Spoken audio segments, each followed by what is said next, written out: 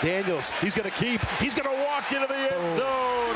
Here comes one to the cup. Left-hand layup, good. Kansas is the 2023 WNIT champions. This is the Jayhawker Podcast, presented by the University of Kansas Health System. Well, here we are for another edition of the Jayhawker Podcast. I am Greg Gurley, along with Wayne Simien. The Jayhawker Podcast brought to you by the University of Kansas Health System and the President Hotel, downtown Kansas City.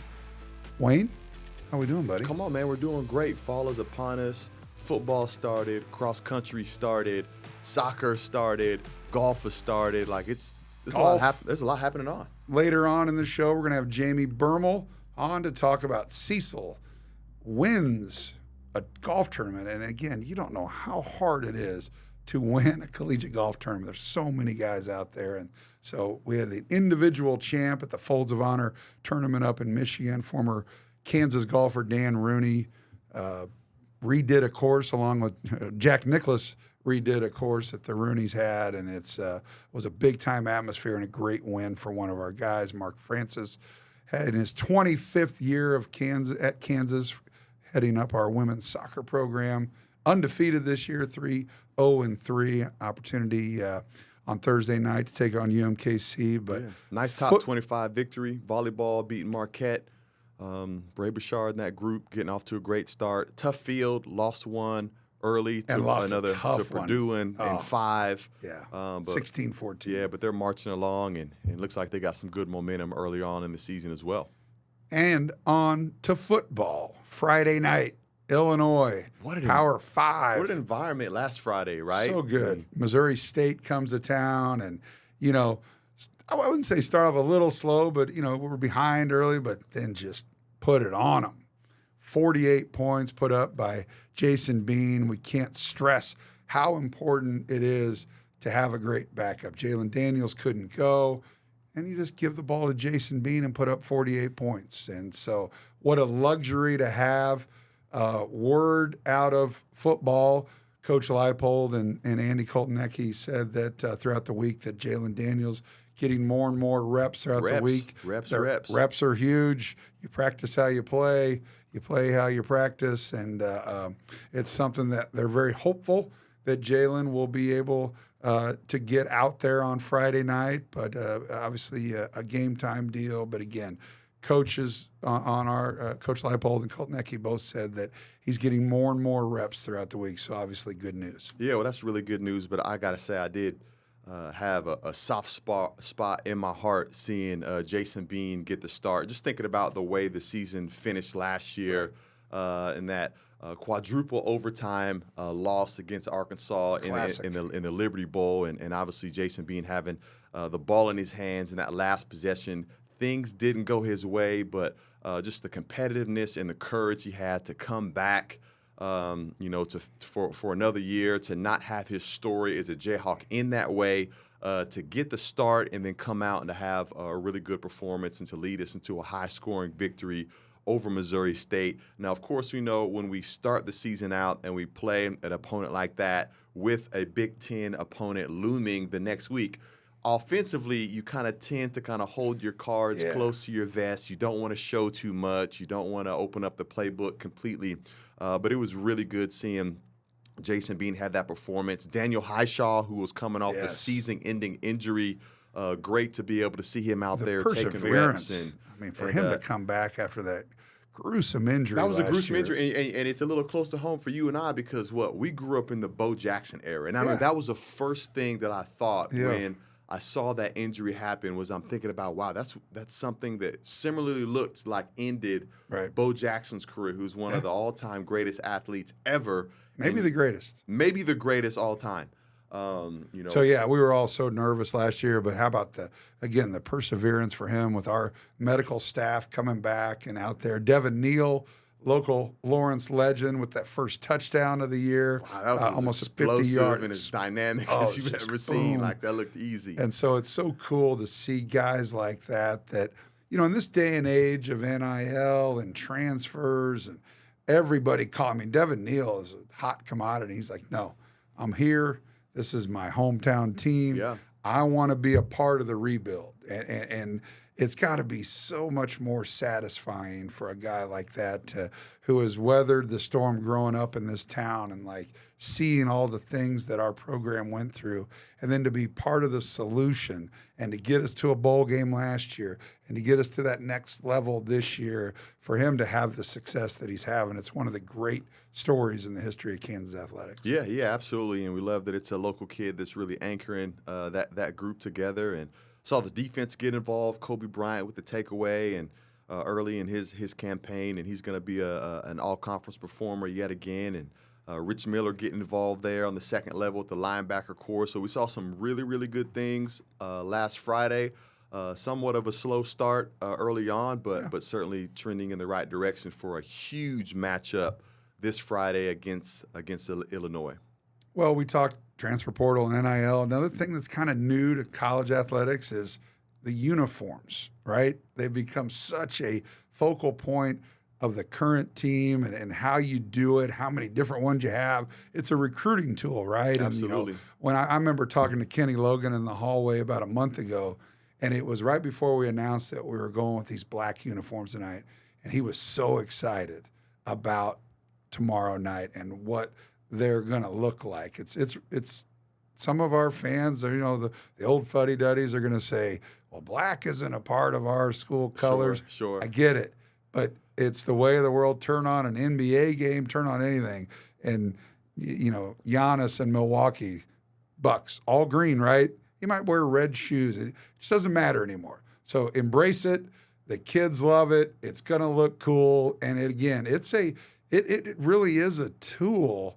It used to be. How many uniforms did we have when we were playing? 2? 2, 3. We maybe we 3. Wore some red ones there, but it was white at home, blue on the road, right? Mm-hmm. And maybe a red if he caught Coach Williams on a good day, and he go, okay, we'll do red because he liked you. But I remember when I suggested that we do red, he laughed me out of his office. And so maybe if you're an All-American, you get to choose that. Yeah, well, an incredible release, a ton of buzz, and I'll tell you what. Everyone on campus, and then my kids are in high school now, all of them are absolutely in love with it, and they're so, so excited. And I love the addition also of the Warhawk on that. That's been kind of a new thing, the evolution of the Jayhawk. It was always just your Jayhawk, right? Now the 1912, but I like this Warhawk. It's more...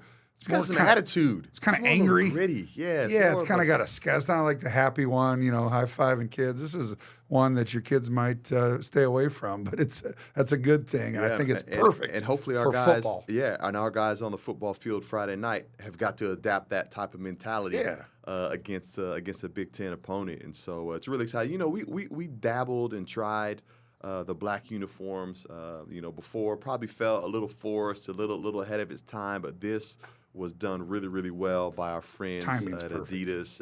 The timing's perfect to be released because not only is the booth going to be packed on Friday, and we need everyone to make sure they're there to help that be the case, and our student section was absolutely phenomenal. Yeah, they really were. And that's Friday of a holiday weekend. I know you've been in school for a couple weeks, and there's like, all right, I'm going to go to the lake, I'm going to do whatever, but props to our student population because they showed up, and I can only imagine that it's going to be that much more tomorrow night because you got no holiday. It's going to be great in Lawrence. The atmosphere, the weather's going to be great.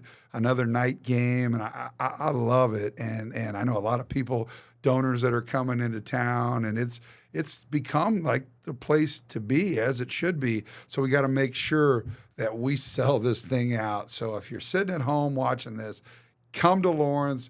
There's plenty of inventory. Get up here, buy some tickets, and be a part of it.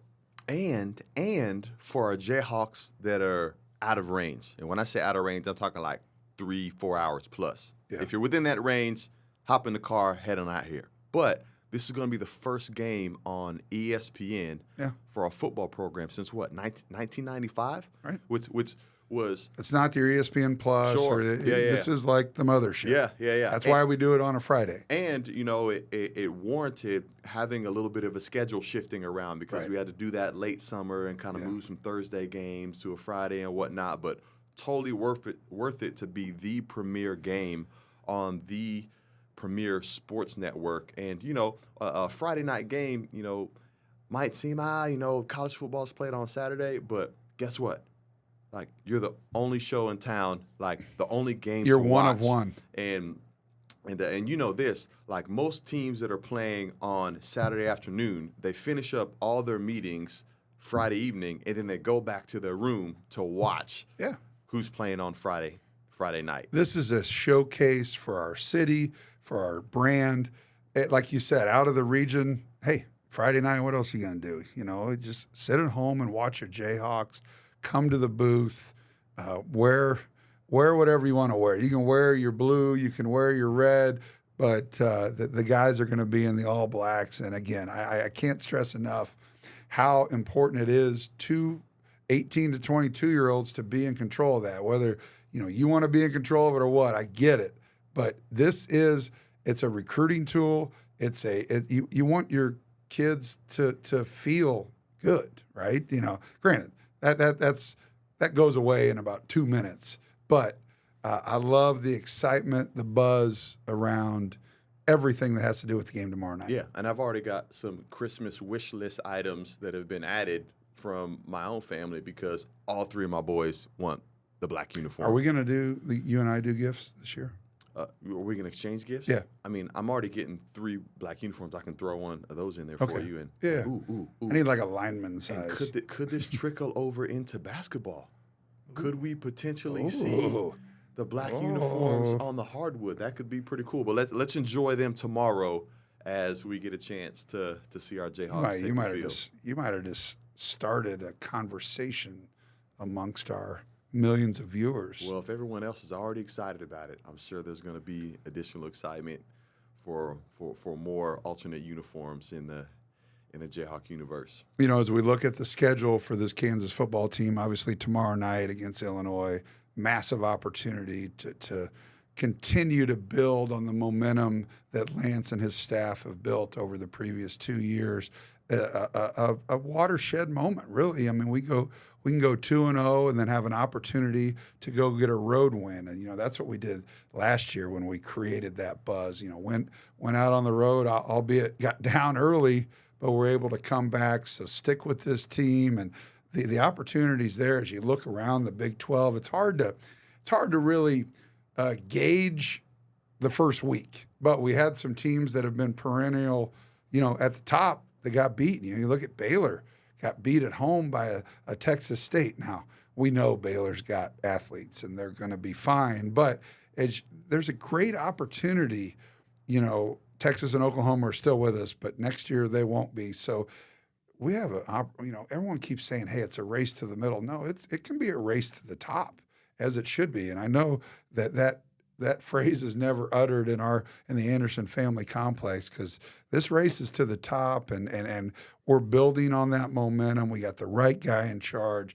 Travis Goff was able to secure the continuity, and that's what we're seeing right now. The offense, you deal with some injuries. There's some guys that played in the first game that won't play in the second. There's some guys that didn't play in the first game that will play.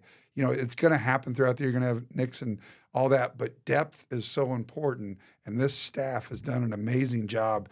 Started right off the bat with Jason Bean, having him when Jalen Daniels isn't available, but there's all over from the offensive line to whatever.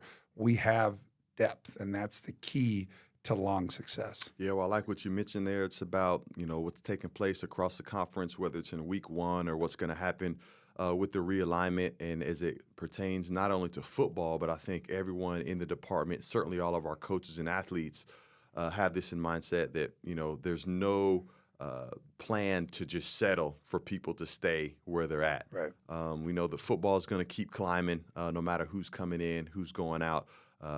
Basketball is going to be a staple and a mainstay on that from the men's side. Of course, women's basketball finished the year strong with that. Coach Bouchard, Coach Francis, man, everyone within the Kansas athletic department is vying and has an eye, not just to maintain the success and the respect that we've had here perennially, but also going to the very top and wanting to be the best in the Big 12. Last week we had Travis Goff on to talk about the Gateway Project, and now you drive around David Booth Memorial Stadium, and you see some fencing going up and some trailers, some construction trailers. It's real. I mean, it's here. We're into September. It started. We're into September, so we're only 3 months away from a lot of heavy equipment going in there and knocking some stuff down, which is going to be so fun to watch the progress that will be the Gateway District. And we have a lot of the supporters of ours that'll be in town this weekend to see, that are coming from out of town, that'll see what it is now, and we can kind of prove to them and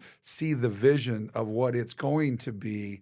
And the only way to, not the only way, but to really get them excited is for a victory tomorrow night against Illinois. Yeah, and I think it's important that you mention that because, yes, the project has already started. It's not like we're waiting for the end of the season. And so you are going to see a little bit of construction. You're going to see some dirt moving around. You're going to see some fencing. And, okay, it could be an inconvenience. It could be an eyesore. But the right mindset to be able to picture it as is progress is taking place. Yeah. And it's going to be a little bit messy. It's going to be inconvenient for a time, for a season. But if you need to, hey, man, go on the Kansas Athletics website. Man, visit the Gateway Project webpage and see what we're working towards, because it won't be before too long before we'll have that beautiful renovation complete. You know, I don't remember where we were the other day, but we were talking about Naismith Drive. You know, for 20 years, there wasn't a whole lot of development or new construction.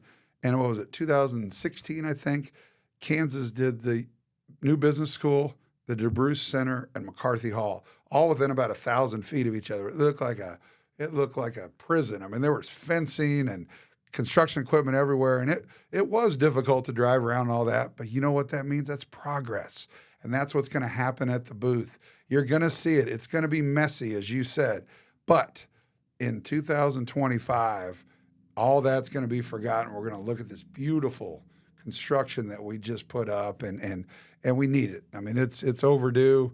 Travis Goff has led his team, and we're going to have to do our part. There's the Kansas Nation's going to have to support this. It's a lot of money, but we've got the most generous fan base in the country. I know that's a bold statement, but you and I live and breathe that every day, and we know the task at hand.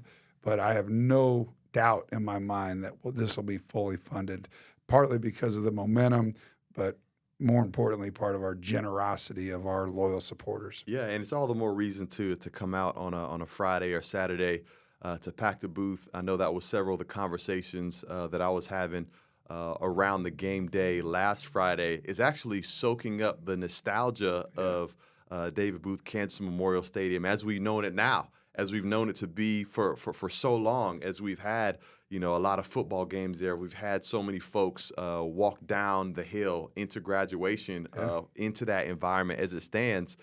So much of that is going to be maintained and is going to continue to be the case in terms of our traditions. But a lot of it's going to change. And so if you want to catch your last part of nostalgia for David Booth Kansas Memorial Stadium as it stands now, hey, come soak it up. Come enjoy it before we get messy and we get new. Pack the booth tomorrow night. Black unis. It's going to be a great atmosphere. Let's put it on Illinois, get us a Power 5 victory, and move on to Nevada. But we'll see you tomorrow night when we come back here on the Jayhawker Podcast, brought to you by the University of Kansas Health System and the President Hotel, downtown Kansas City. See our man Philip Strenad, but we'll be back with Jamie Bermel, our head men's golf coach, coming off team-wise, an okay showing. He'll probably say really not okay, but an individual. Cecil Belisle, the new CB. The new CB. That's a good one. He wins a big boy golf tournament in Michigan. When we come back, we'll have Jamie Bermel, Rock Chalk. It was late, and one of my patients was having trouble sleeping. He was feeling uneasy, he told me. I asked him, is there anything I can do to help? I'm pretty sure he's the only patient ever to ask me to dance at 2 a.m. But sometimes, being the best nurse I can be is just being the best person I can be. And we're back here on the Jayhawker Podcast, another segment with a a coach, great friend of mine, Ann Wayne's been around for 12 years. Jamie Bermel, who's running on fumes right now, got home last night from Michigan at 2 or 3 o'clock after a great tournament. Individually, not as good team-wise, but you played a course that's very unique and has some Kansas ties, as one of our former golfers, Dan Rooney, who's made a name for himself big time in the charitable and philanthropic world, started a charity called the Folds of Honor, which is a massive organization that really helps military families that are in need after a family member in the military, fallen soldiers, and he's just done an amazing job. It's a national, well, really a worldwide brand. And Dan Rooney and Jack Nicklaus created this golf course. But let's get to Jamie Bermel, the head golf coach in his 12th season here at the University of Kansas. Welcome to the pod. Thanks, guys. Good to be here. I'm definitely running on the fumes. Late night last night, but excited for the show, and let's talk some golf. Well, the sign behind you is appropriate because winning is hard. To win an individual golf tournament with the caliber of schools that were in it, the caliber of players, when you throw the transfer portal in, like the guy for Arkansas was, the fifth-year senior who was a transfer from Northwestern that Cecil had to battle. But talk about the tournament. Give us an overview of who all was in it, how you guys did, and then obviously the individual honor goes to one of your guys. Yeah, great event that Dan Rooney puts on, and obviously on the Golf Channel, the Golf Coaches Association was a part of. So Dan being a Kansas guy, that's our end to the tournament. But when you can play on TV and a national audience, really a great opportunity, great exposure for the program. Some really good teams all over the country. South Carolina, Florida State, Oregon State, Notre Dame, Indiana, North Carolina State. So teams from all over, obviously with Dan's military connection and what he does for the military people. The Air Force team was there, Army, Navy. So it was a great event, very, very good field there. And fortunately or unfortunately, fortunately for the team, Cecil won as the individual, which was a great win for him. And then team didn't play so well, kind of struggled getting a couple scores each day. But like I said, great experience and a lot of fun to be on TV. Well, when Wayne and I were driving here to this podcast facility, Event KC, we were talking as athletes, former athletes. Wayne's a better athlete now than I am, but we talked about how our coaches would coach in locker room settings when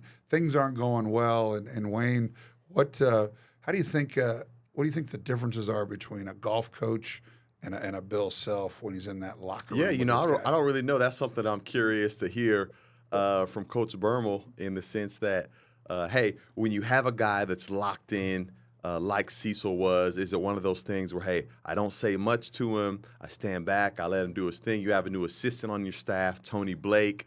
What's his engagement and his role like? And or on the other side, as you mentioned earlier, hey, there are times when as a team you're not doing well. And, we have a picture in our mind of what it's like with Bill and Lance storming up and down the sideline, barking and getting after it. Well, I imagine that looks pretty different when it comes to a golf coach when you're trying to get your guys dialed in. So explain to us a little bit about that dynamic that took place the last couple of days.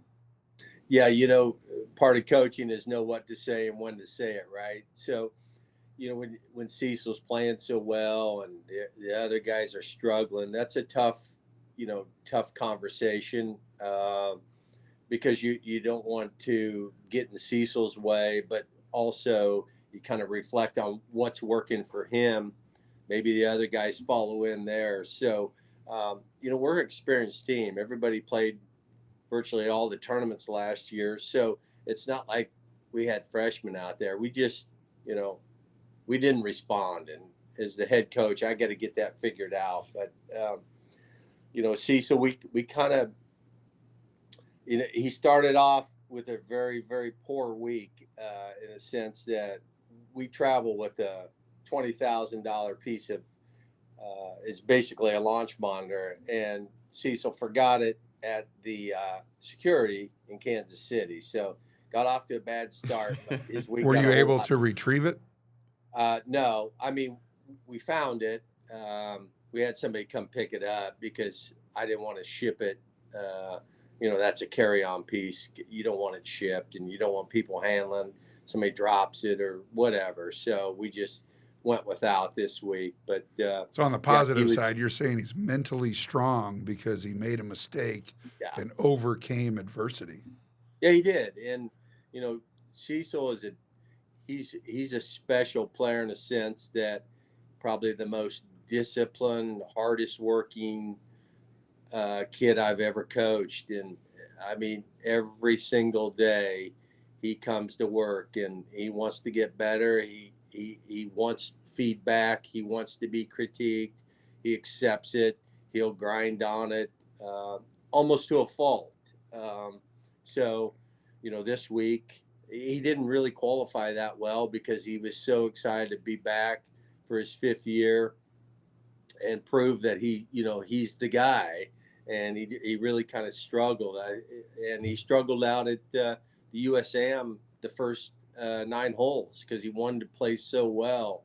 So, and then settled in, played 27 really nice holes. So, but just an awesome kid and a hard worker, and glad he's on the KU golf team for sure. Well, as you go through your team, like you said, you got a lot of guys back, and Davis Cooper, who's won before, Will King, who was great, made the NCAAs last year, and they didn't play well. How do you deal with that? I mean, they know who they are and what they did wrong and how to correct. But as a coach, how much involvement? I mean, nowadays guys have swing coaches, life coaches for everything, right?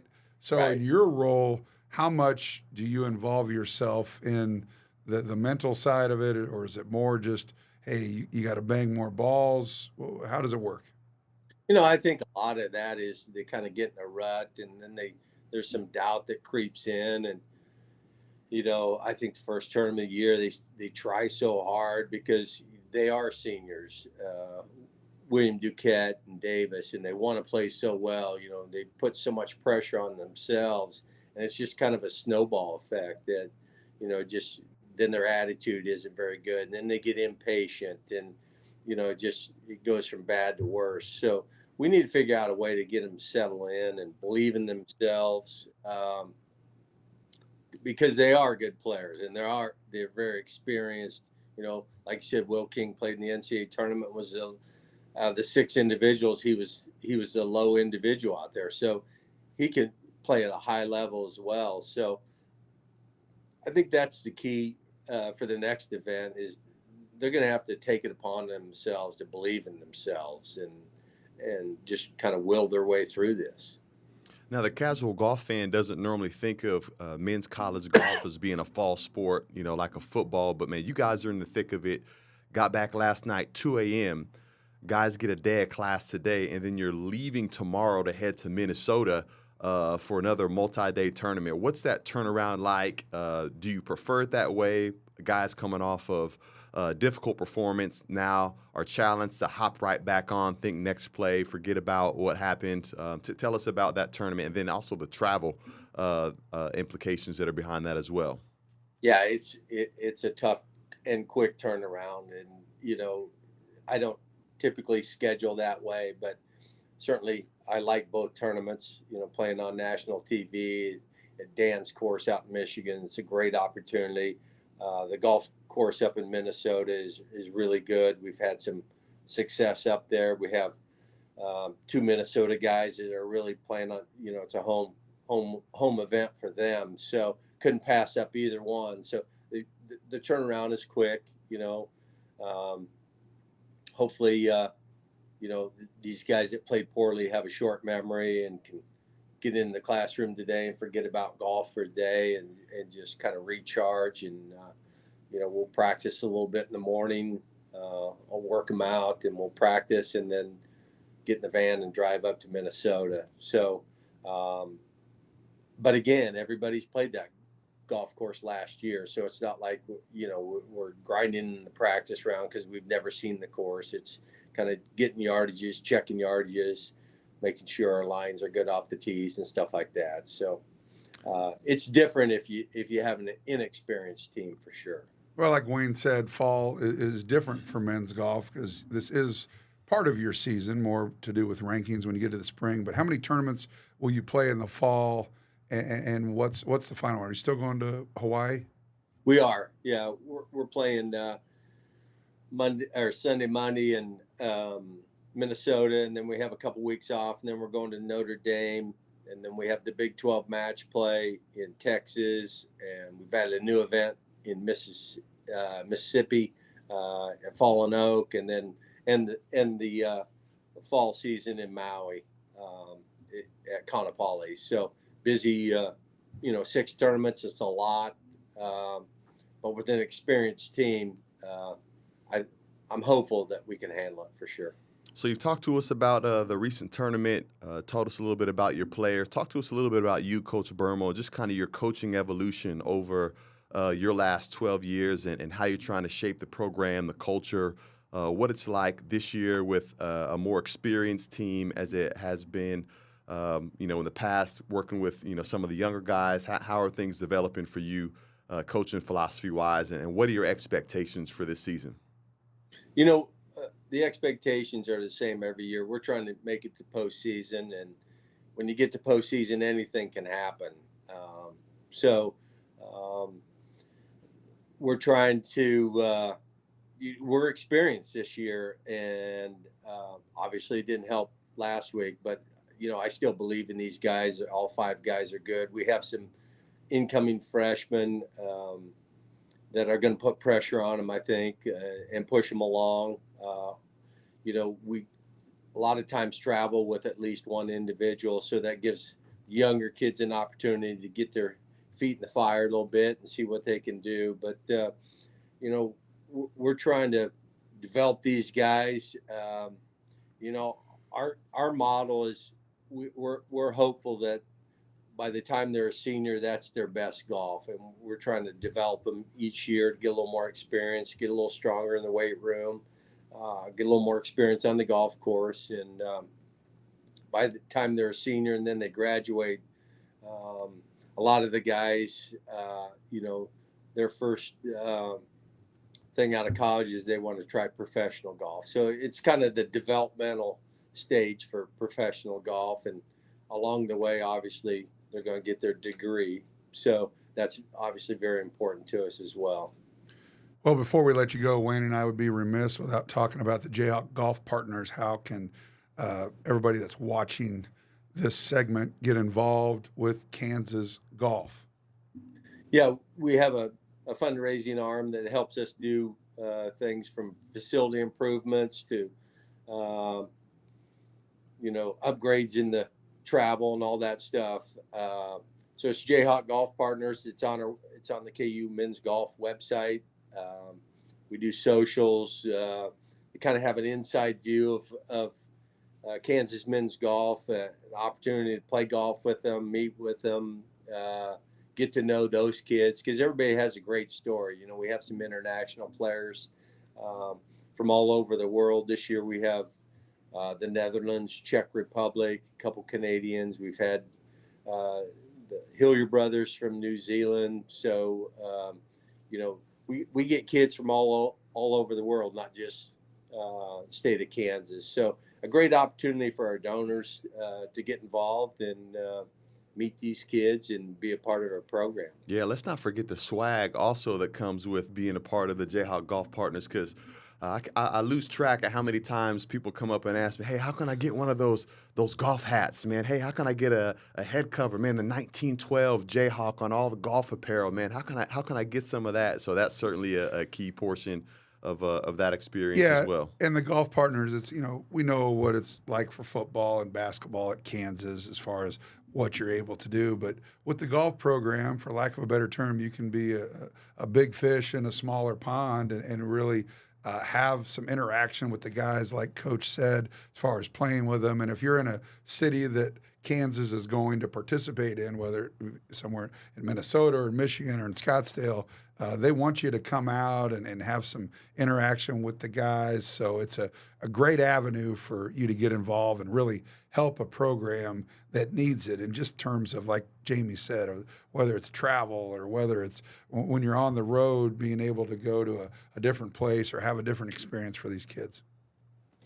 Yeah, it's been a lot of fun. I think the donors like it because, we do a clinic where the kids are teaching, and they can see firsthand just how good these kids are and maybe get a swing tip or two. So it's a lot of fun.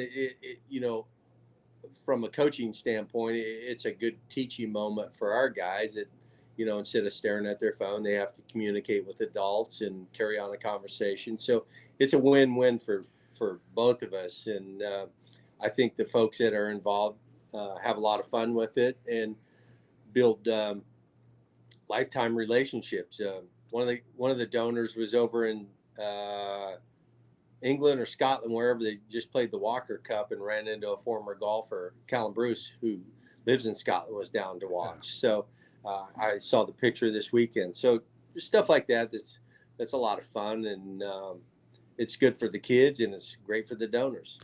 Well, we appreciate your time. I know you're tired, so go back to your nap.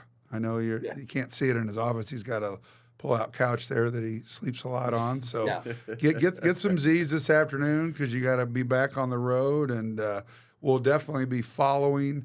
Go to our app, go to Kansas Athletics. You can follow the golf team, Twitter, wherever, and go to Golf Stat, which always has good the ability to kind of follow the guys live. And I know Wayne and I were in the office yesterday watching it on the Williams Fun TV and cheering on. Well, basically we were cheering against because Cecil was already done. We loved it when the guy hit it in the mud or whatever, and it looked like Cecil was going to win. Wayne, that's about as loud as I've heard you cheer in a while. Hey, you were loud. Yeah, it was good. But enjoy the trip to Minnesota, play better, and appreciate your time. All right. Thanks, guys. Yeah, thanks, Coach. That was Coach Jamie Bermel here in his 12th season. This is the Jayhawker Podcast, brought to you by the University of Kansas Health System. We will be back with another long-tenured coach at Kansas, Mark Francis. Back here for another segment here on the Jayhawker Podcast, brought to you by the University of Kansas Health System. Just had Jamie Bermel on talking about men's golf, and now we're joined by our second longest tenured coach at Kansas in his 25th season, Mark Francis. How you doing, Coach? Doing good. Thanks for having me on. How about that? We were talking off air. Ray Bouchard, 26 years. You, 25. Bill, 21. I mean, the continuity and longevity of our coaches.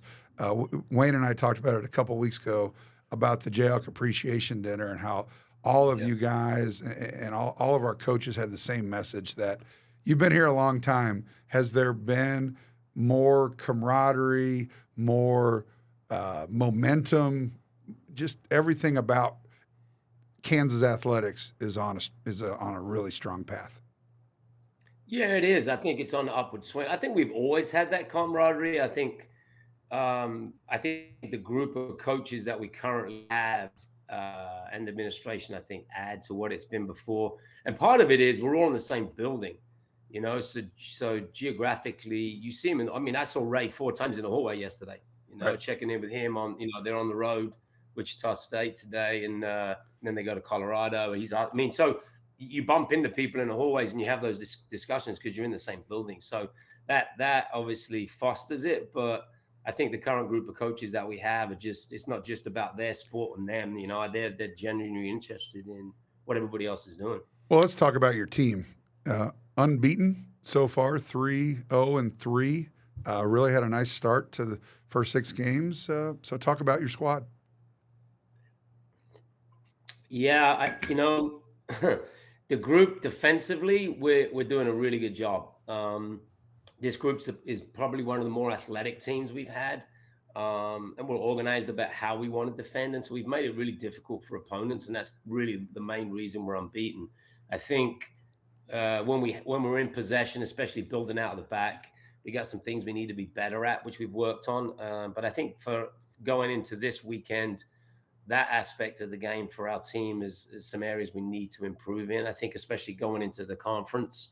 But I like the group. Their mentality is fantastic. They're very coachable. You know, when we've had to make adjustments at halftime, they've listened to what we've said. They've gone out and they've facilitated that, which in some of the games has made a massive difference to us getting the results. So extremely coachable group.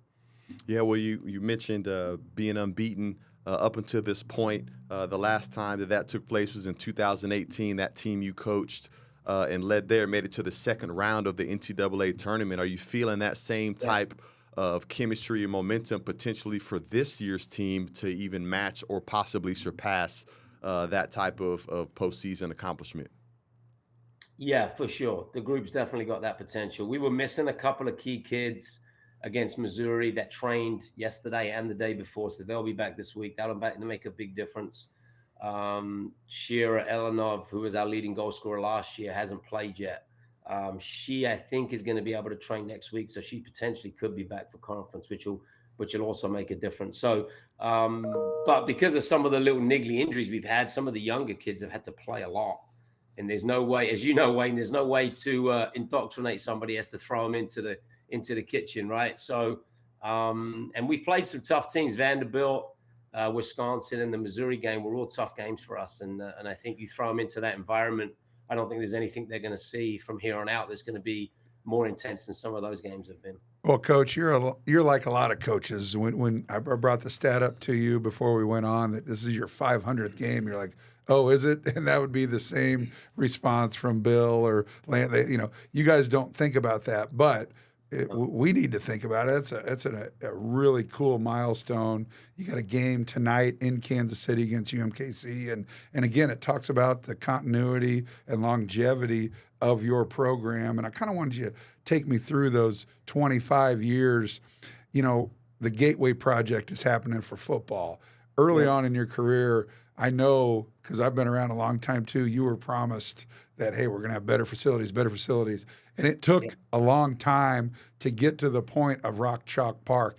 But talk about how important that facility is. Talk about all the things you had to tell recruits in your early years about, hey, it's coming. And then it finally did, and how important Rock Chalk Park is.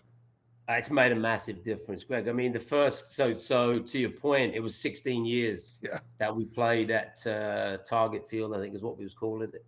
And at that time, you know, our facility was the worst in the Big 12. You know, we didn't have lights. We couldn't play in the evening, which makes it just a cool atmosphere for recruits. So it was challenging, you know. I mean, we still had some successful teams. We still were able to recruit some good players, but we definitely missed out on, we weren't recruiting on an even playing field. There's no doubt.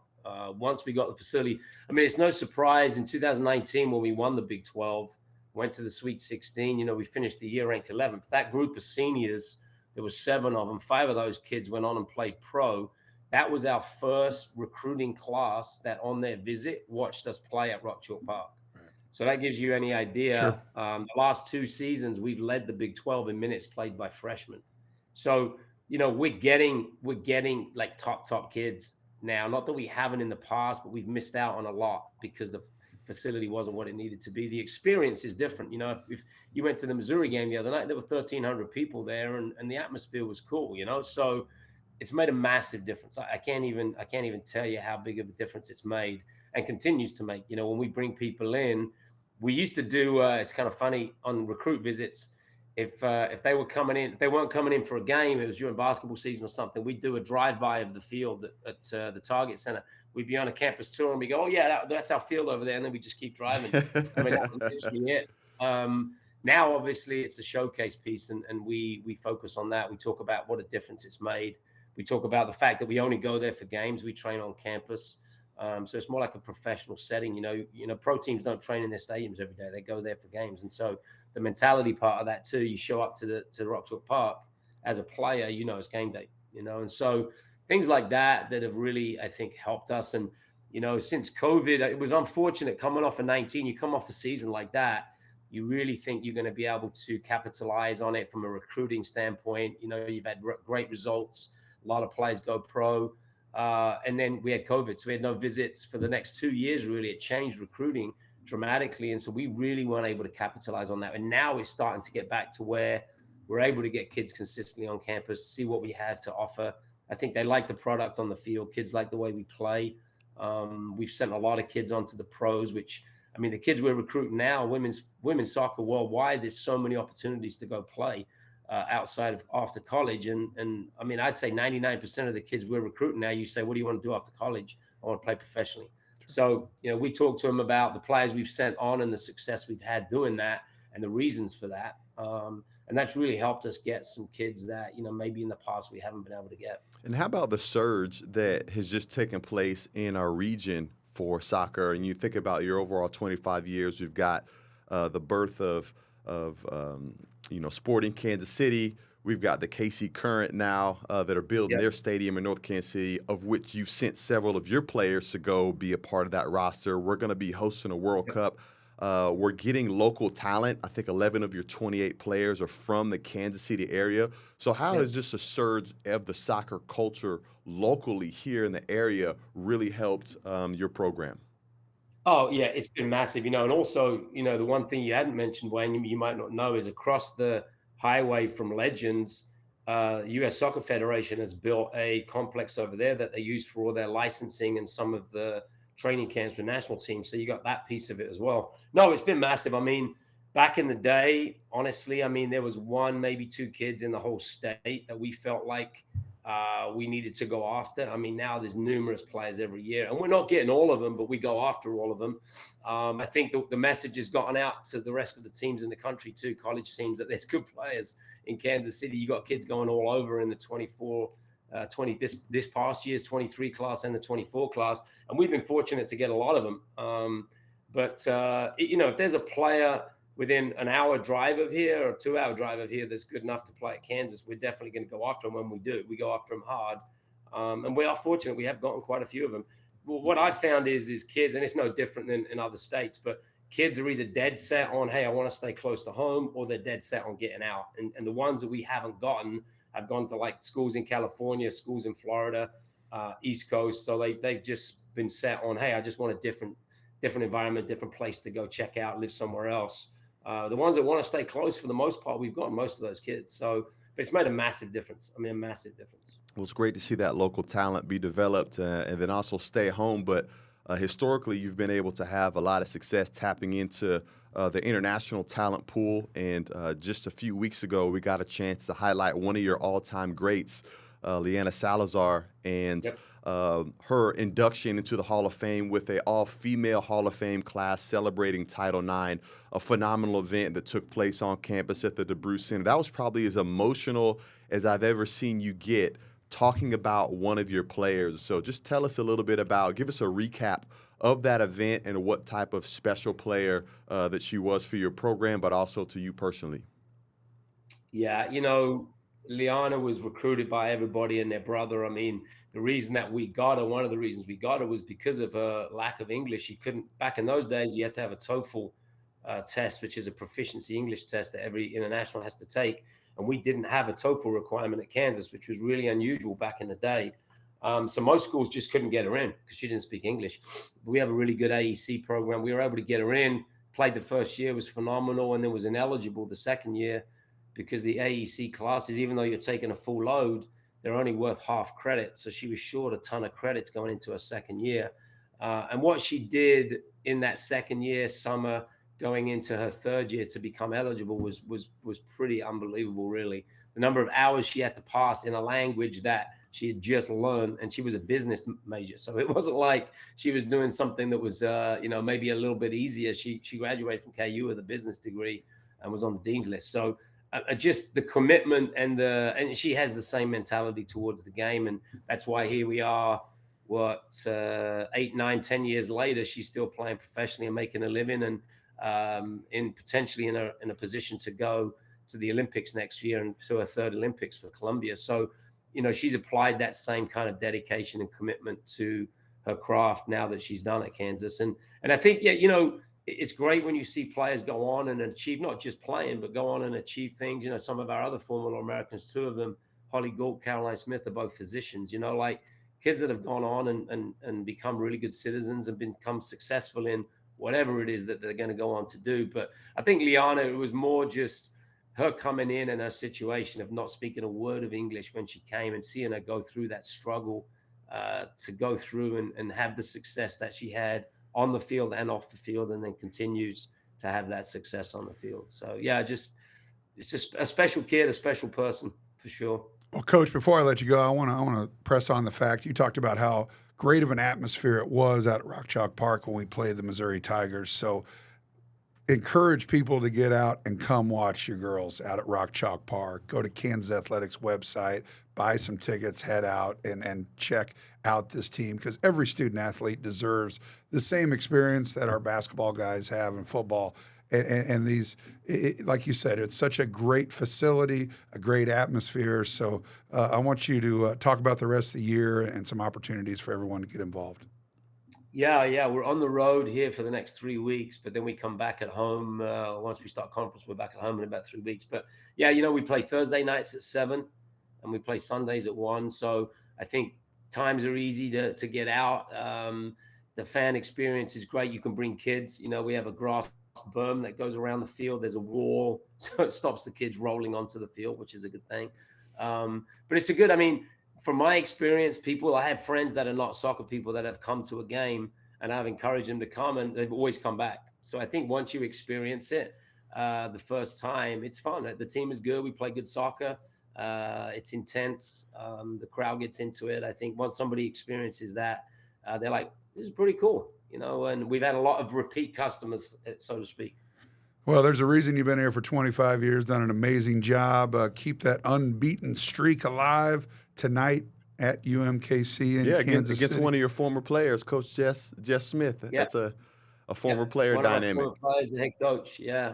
So that'll be cool. That'll be cool. All right. Well, I appreciate the time, and good luck tonight and the rest of the way. Appreciate it, guys. Thanks for having me on. All right, Rock Chalk. Well, that was Mark Francis, 25 years at the helm of Kansas women's soccer. Had Jamie Bermel on, talked a little just summary of all of our fall sports, but it's been another edition of the Jayhawker Podcast, brought to you by the University of Kansas Health System and the President Hotel, downtown Kansas City, right across the street from the T-Mobile Center. Concerts, Big 12 tournament, Kansas versus Wichita State on December 30th. Call our man Philip Stranad down at the downtown Hilton President Hotel. Appreciate your time. Appreciate you, brother Wayne Simien, Southsider. We'll be back next week recapping Pack the Booth Friday, Pack Illinois. the Booth tomorrow night. Don't forget, get there, nationally televised, big-time atmosphere. We got to pack it. Remember how fun last year was? Let's do it again tomorrow night. We'll be back next week to talk about hopefully a 2-0 Kansas team headed to Reno, Nevada to take on Nevada next Saturday night. So, again, Jayhawker Podcast brought to you by the President Hotel, the University of Kansas Health System. I am Greg Gurley, Wayne Simien, Rock Chalk.